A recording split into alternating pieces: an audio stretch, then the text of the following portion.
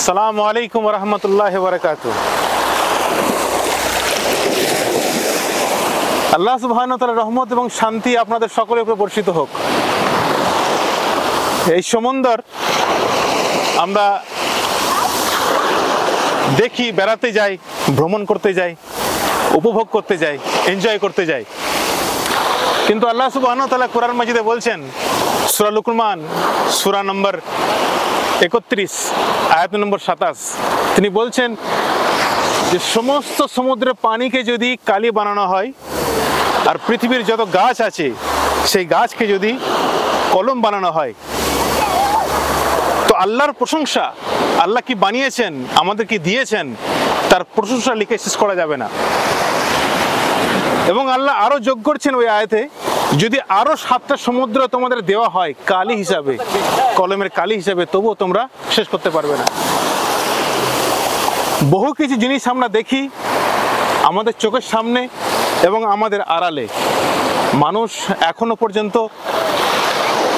Research করছে, গবেষণা করছে, নতুন নতুন জিনিস আমাদের সামনে আসছে, কিন্তু আমরা দেখেও যেন দেখি না, বুঝেও যেন বুঝি না। সমস্যাটা কোথায় আমরা জানি না।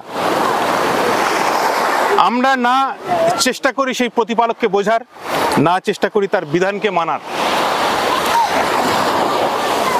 বেলা শেষে, দিন শেষে, জীবনের শেষ প্রান্তে আমাদের তার কাছে হাজির হতেই হবে, আজ নেই তো কাল। হয়তো এক্ষুনি কথা বলছি, কিছুক্ষণ পরে মুহূর্তে বেঁচে থাকতে নাও পারি, কিন্তু আমাদের যাওয়াটা সুনিশ্চিত।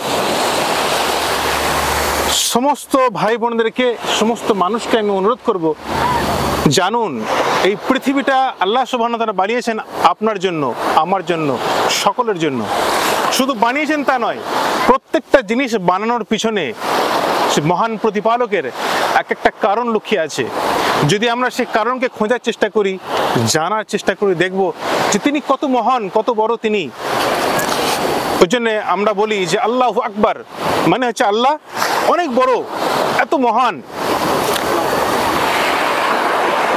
তো আমার অনুরোধ, আমার পক্ষ থেকে আপনাদের সকলকে অনুরোধ, যে আল্লাহ সুবহানাহু ওয়া তাআলার তার বানানো জিনিস, তার প্রাকৃতিক জিনিসকে বোঝার চেষ্টা করুন, তার বিধানকে মেনে চলার চেষ্টা করুন।